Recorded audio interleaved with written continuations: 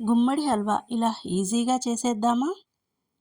గుమ్మడికాయలో ఆరోగ్యంతో పాటు అందాన్ని పెంచే విటమిన్లు ఉన్నాయని మనందరికీ తెలిసిన విషయమే. ఇంతకీ గుమ్మడి హల్వా అంటే మీలో ఎంతమందికి ఇష్టమో చెప్పేయండి. అలాగే గుమ్మడికాయతో మీరు ఎలాంటి రెసిపీస్ చేస్తారో కూడా చెప్పండి.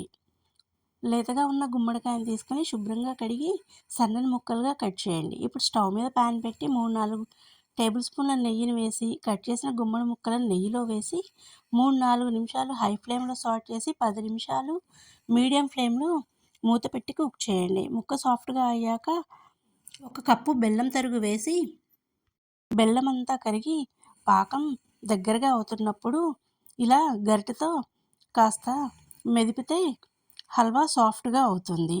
చివరలో 1 టేబుల్ స్పూన్ యాలకుల పొడి, 4, 5 టేబుల్ స్పూన్ల డ్రై ఫ్రూట్స్ మిక్చర్ వేసి స్టవ్ ఆఫ్ చేయండి. టేస్టీ గుమ్మడి హల్వా రెడీ.